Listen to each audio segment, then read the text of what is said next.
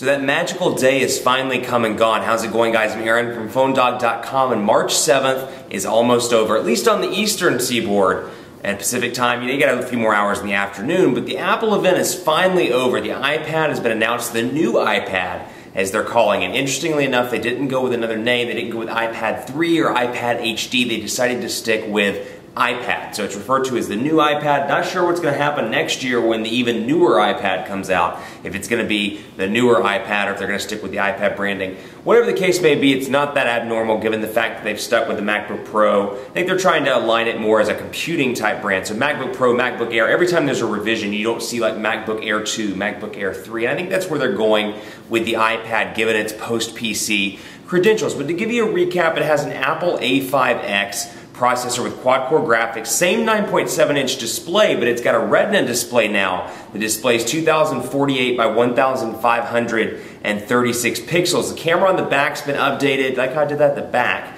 has been updated. It's referred to as an iSight camera now, and it's at 5 megapixels with 1080p HD video recording. There's a FaceTime camera on the front, and it's packing the same body style. So no real differences in the design front, but it does have 4G LTE connectivity on Verizon and on AT&T with the back end of, or with a fallback rather, of EVDO on Verizon and HSPA Plus on AT&T. It's also a world device, so you can use it overseas if you desire. Now, in terms of pricing, in terms of specs, it's staying the same. 16, 32, 64 gigabyte versions for $499, $599, $699, and then $629, $729, $829 for the Wi-Fi Plus 4G model. So, my question to you is, what do you think of this device? It's more of an evolutionary update like a lot of the stuff Apple's been doing recently. No huge updates to the design, to the processor, to the way it looks, the Retina display, a nice touch, and of course it's nice to have LTE connectivity as well. But I want to know what you think of it, and more importantly, in 2012, can this thing compete with Android tablets? Is this the best tablet ever? Is this something that Android should live up to? I'd like to hear from you, both in the comments on YouTube,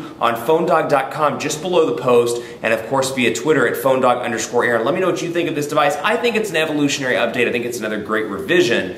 But in comparison to, and given the fact that the wireless market's moving so quickly, I question whether it's going to be good enough to last for a year or for, 14 months, 15 months, however long it takes them to update to the next version of the iPad. It's more of an evolutionary bump. So much like the 4S, it's a nice bump. It's a nice spec bump. But in this industry, it's moving so quickly, it can be challenging to keep up. Let me know what you think. PhoneDog_Aaron in the comment sections below, and of course on PhoneDog.com. I want to know if you think this iPad is the new iPad as it is the best tablet out on the market right now, and it's going to be the best when it comes out on March 16th.